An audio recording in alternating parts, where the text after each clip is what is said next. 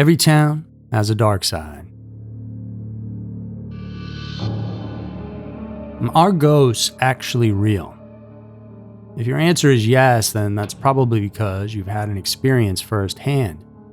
Either that or you're an open-minded individual who believes in the possibility that there are simply things in this world that go beyond our current understanding and cannot yet be explained. And if you answered no, you're following the science, figuring that if there's no definitive proof, which there isn't, then it's case closed. Spirits are not walking among us. And really, there's no right or wrong answer to this question, at least not yet. Regardless, it's a fascinating subject for many reasons. I mean, why does every single culture in the world and throughout history have stories about souls that linger and apparitions that appear? And what exactly is that eerie feeling that something isn't right, or that someone's watching you when you go into certain old buildings or dark forests? Are these feelings and sightings all in our minds? Something our brain creates in order to help us survive? Or are there really other realms, energies, and beings on another plane that live among us, and from time to time we get to see, hear, and even feel them?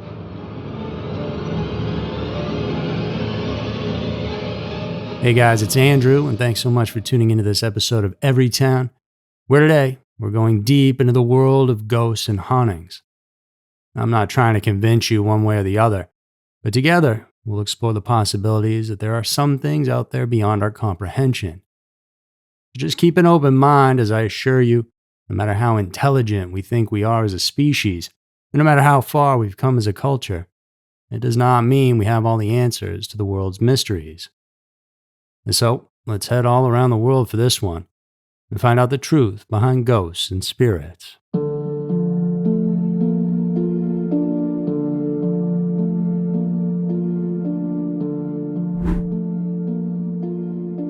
When you think about a haunted place harboring spirits, what do you picture in your head? Is it an old stone castle somewhere out in the countryside of the UK? Or is it a dilapidated mansion or motel that's been sitting vacant for decades, ever since a series of grisly murders took place there? It could be a place outside, cemetery perhaps, or even a section of the woods. Whatever you envision the perfect haunting location to be, a similar scene has played out countless times across human history. From the earliest civilizations to our modern world, every single culture has stories of spirits, ghosts, and supernatural encounters. The Epic of Gilgamesh, for example, is one of the oldest pieces of written literature that we have in the entire world, and it comes from the ancient Sumerian civilization. In it tells a story of Gilgamesh, who is visited by the ghost of his friend Enkidu after his death. And fast forward through time, and the endless stories of hauntings continue on from there. And today, we have multiple ghost explorer shows on TV and YouTube that, even though they never find anything conclusive, rack up millions of views. The series Ghost Hunters premiered all the way back in 2004, and it's still alive today, 20 years later. And you'd think people would get bored, but they don't. So why is that? And why is it that despite centuries of scientific advancements and all our technology and knowledge of the universe, we still can't definitively prove or disprove the existence of ghosts? And why do nearly half of Americans believe in them, with 20% claiming they've personally encountered one? I mean, that's more than 50 million spirit encounters at this point in time in the United States alone. And yet, not a single piece of conclusive scientific evidence.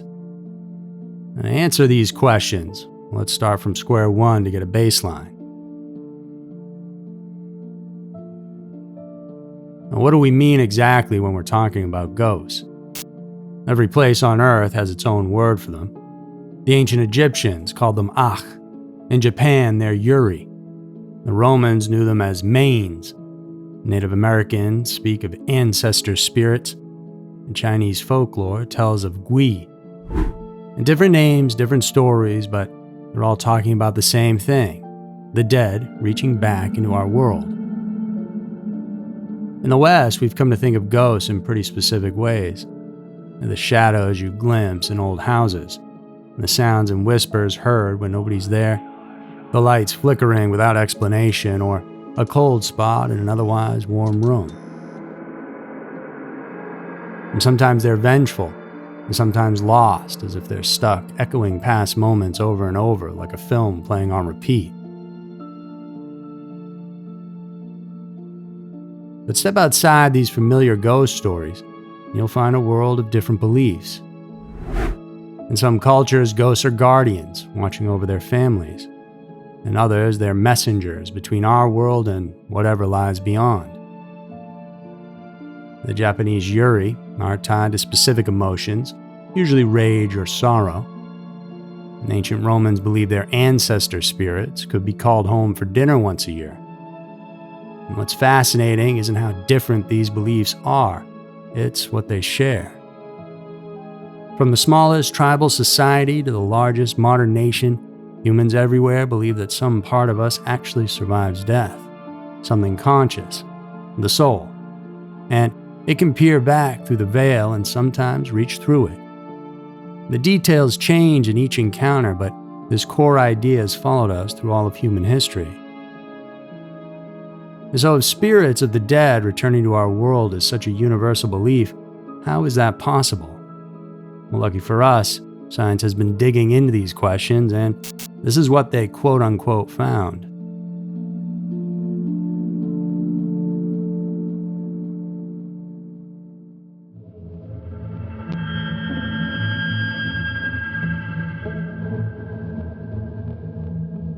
And take one of the most common ghost experiences, waking up in the middle of the night, unable to move, feeling an evil presence in the room with you. And maybe you see a dark figure in the corner or even sitting on your chest. And terrifying, of course, but there is an explanation. And that experience is called sleep paralysis. It's essentially dreaming with your eyes open. You see, when we dream, our brain paralyzes our body to stop us from acting out our dreams in real life. I mean, imagine if you physically tried to fly when you dreamt about it, or tried to run when you were being chased in a dream. You'd run into some serious problems. So this paralysis is just a defense mechanism built into us to keep us alive. Sleepwalkers have a miscommunication with the receptors in their brains when they wander around while sleeping. Similarly, sleep paralysis has our conscious mind awake and functioning, but our body is still locked in dream mode, creating experiences that feel absolutely real. Now, sleep paralysis has been talked about for centuries, but the term wasn't coined until 1928.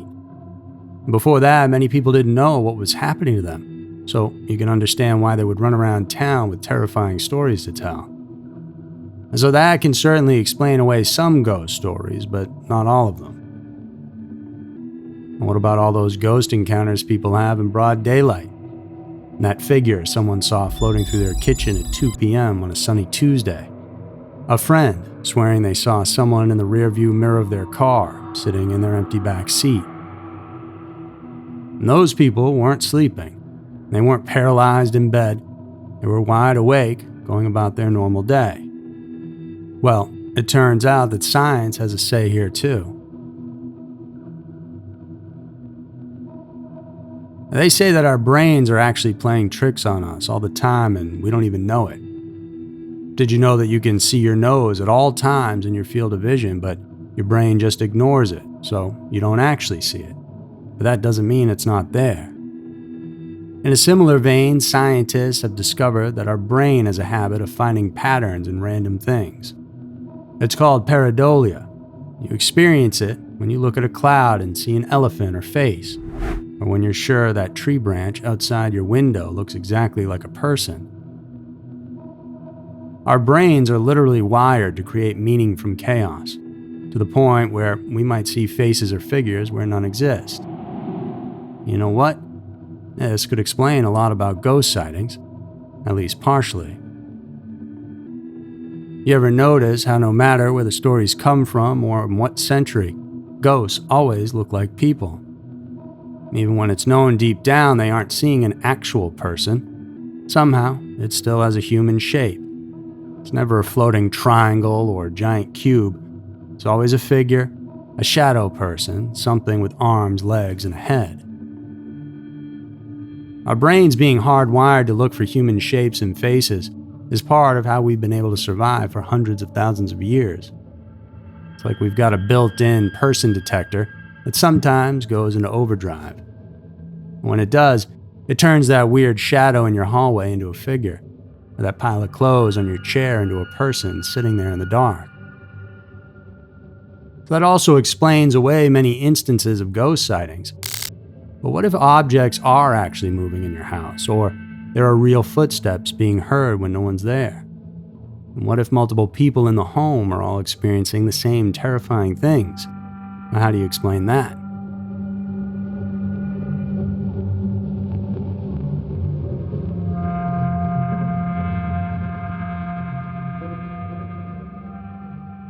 Back in 1921, a real-life haunting of a family was reported in the American Journal of Ophthalmology.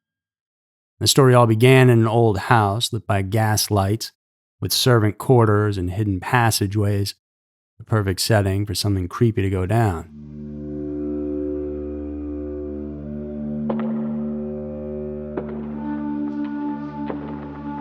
One morning, the head of the household, Mrs. H, heard footsteps in the room above her when nobody was at home but her. She ran up there with her heart pounding, only to find every room empty. And this was just the beginning. Night after night, she started hearing loud noises from the basement, like furniture being thrown against the door, and china being moved around, and sometimes, most terrifying of all, a long, fearful wail. Walking down the hallway of the home to check on the noises became an exercise in terror. And every time she looked down there, the noises stopped and nothing was out of place.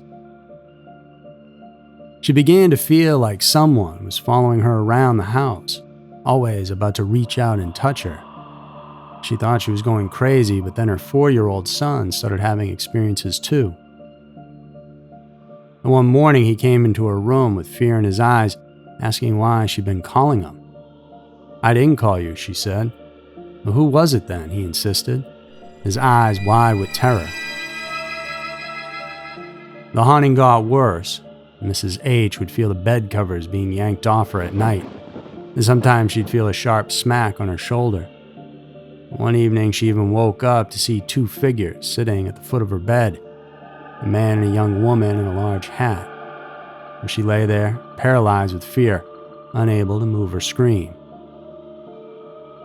The family was exhausted by all this. Their plants started dying for no reason, and they felt weak, confused, sometimes unable to move. Whatever was haunting them wasn't just scaring them, it seemed to be draining their life force. And just when they were about to flee that home, another diagnosis stepped in, one that wasn't supernatural. The people in that home had slowly been being poisoned by carbon monoxide. What happened was their furnace had malfunctioned, flooding their home with combustion gases. And this invisible, odorless killer was actually behind every single haunting symptom they experienced. And the sounds, the figures, the feeling of being followed, all of it was caused by their brains being starved of oxygen.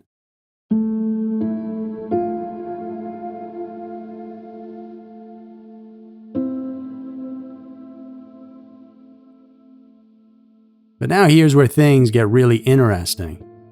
While science can explain many ghost sightings over the years, there's still something else going on. In cases that can't be explained so matter-of-factly. With all of these ones, we're left with a remarkable pattern, and that's the connection between hauntings and emotional trauma. Energy so strong that it never goes away. When you look at almost any famous haunting, you'll always find a traumatic event at its core.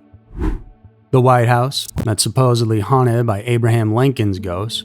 I mean, what could be more traumatic than a president's assassination?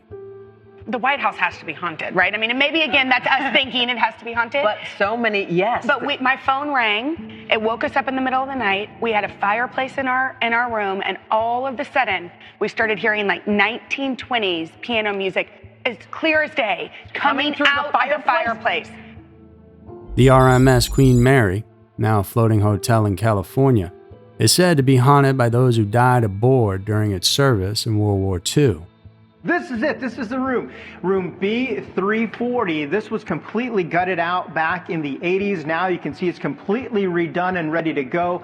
By the way, this is the ship's call, or the log, with a lot of the paranormal activity. As you know, the Queen Mary is known as a haunted ship, and that's been known worldwide. The Chelsea Hotel in New York City. Lots of artists and musicians have died and even been murdered there, and the list goes on. So what if hauntings are less about actual spirits and more about emotional energy imprinted on places?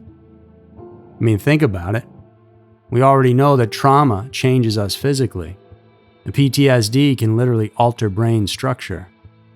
Adverse childhood experiences can reduce life expectancy by up to 20 years, and we can measure these effects. But what about the emotional energy we can't measure? When someone experiences intense fear, grief, or pain in a place, well, could that emotion leave some kind of residue? We're not talking about anything supernatural here, just energy we don't yet have the tools to detect or understand.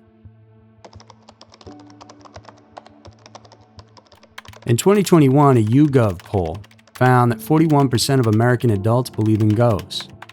And that's not a fringe belief, it's nearly half the population. And these aren't just gullible people being fooled. A study at the University of South Wales found that even among science students or working scientists, paranormal beliefs persist.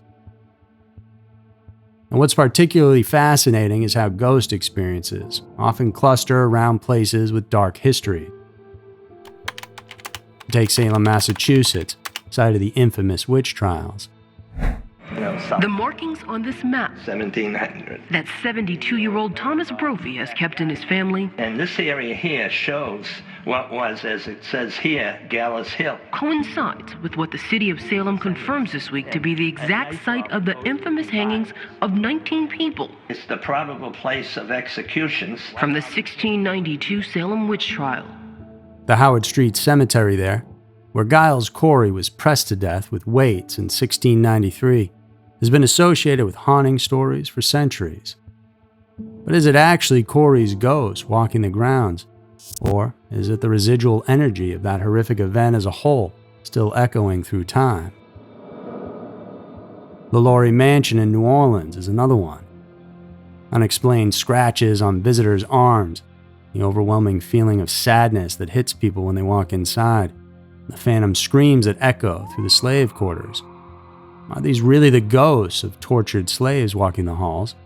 Or did their pain and terror somehow imprint itself into the very walls of that mansion?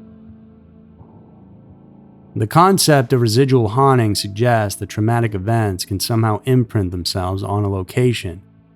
And like a record player needle stuck in a groove, these events replay themselves under certain conditions.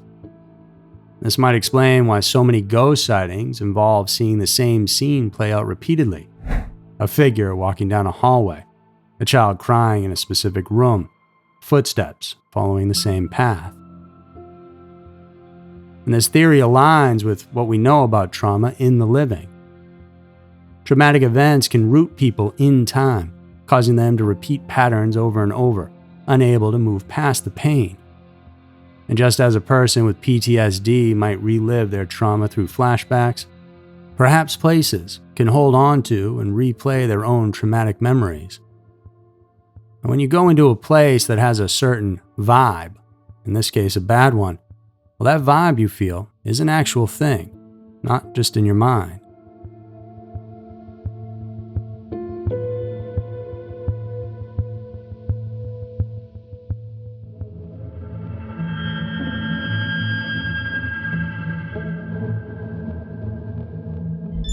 Fort Mifflin in Philadelphia, which served as both a Revolutionary War fort and a Civil War prison, is another example. Fort Mifflin is always ranked in the top 10 most haunted sites in the United States. Fort Mifflin actually predates the founding of the United States of America. It was commissioned by the British in 1771 to protect their wealthy colonial city of Philadelphia, just a few miles up the The trauma of war, imprisonment, and death seems to have left an indelible mark on the location. And visitors report unexplained phenomena, but likely what they're really sensing is the residual energy of the suffering that occurred there. Some researchers suggest that certain buildings or materials might be better at storing this emotional energy than others. Limestone and quartz, for example, are thought to act as natural recording devices for intense emotional events. While this hasn't scientifically been proven, it's interesting to note how many allegedly haunted locations are built from these materials. And the idea that emotions can leave lasting imprints isn't entirely without scientific basis. We know that emotional states can affect the electromagnetic field around our bodies, and we can measure these changes. What we don't know is whether these fields can persist after we're gone, or whether they can accumulate in a location over time. Some ghost hunters use electromagnetic field meters to detect a supernatural presence. While their methodology might not be scientifically rigorous, they're onto something interesting. The idea that energy we can't see might be detectable through its effects on the environment around us. The vibes live on longer, and many more people can feel them. According to a Pew Research Center survey, almost 1 in 5 Americans say they've been in the presence of a ghost. That's a lot of experiences to dismiss entirely. Rather than jumping to supernatural conclusions, perhaps we should consider that we're detecting something real, just not what we think it is. This would explain why haunting experiences often feel so personally and emotionally charged. And people report feeling sudden sadness, anger, or fear in allegedly haunted locations. These emotions might not be coming from a ghost, but from the residual emotional energy still present in the space. It's worth noting that many cultures have traditional practices for cleansing spaces of negative energy. From Native American smudging ceremonies to Chinese feng shui, these traditions suggest an ancient understanding that places can hold on to the residue of past events. Some researchers have suggested that certain emotional states can create standing waves of energy that can be detected by sensitive individuals. And this could explain why some people seem more prone to ghost experiences than others. They might simply be more attuned. And so if we look at famous hauntings through this lens, we can see patterns emerge. The Stanley Hotel became haunted only after Stephen King's novel created a narrative of trauma. But maybe the hotel always had an unusual energy about it, something that King picked up on and translated into his story. Now, with visitors paying attention, well, they too have picked up on the energies inside. The RMS Queen Mary's hauntings are concentrated in areas where traumatic deaths occurred. The engine room where a worker was crushed, and the pool where a young girl drowned. And these aren't random hauntings, they're tied to specific emotional events. Even the White House hauntings follow this pattern. Lincoln's ghost is most often reported during times of national crisis, as if the emotional energy of his assassination resonates more strongly when the country is under stress. So if emotional energy can imprint itself on locations, why don't all places where trauma occurred become haunted? This is where the theory gets really interesting. And just as some people are more resilient to trauma than others, well, some locations might be better at dissipating emotional energy. Others might act like emotional capacitors, storing and occasionally releasing this energy.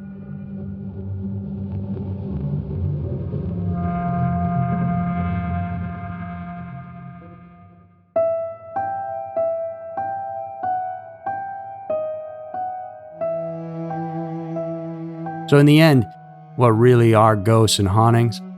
Well, maybe we haven't been finding the answer because that's not even the right question. Perhaps they're not spirits of the dead at all, as most think, but rather the echoes of intense emotional experiences imprinted on the physical world.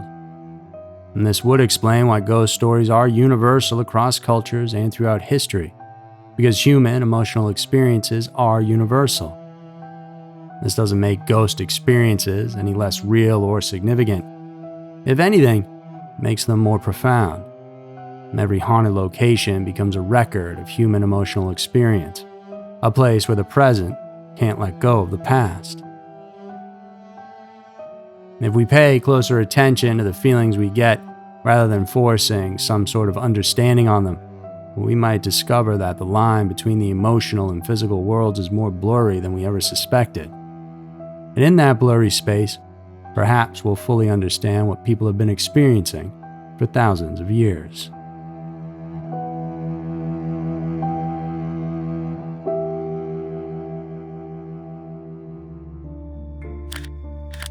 So that's it for this week's episode of Everytown. Hope you all enjoyed it.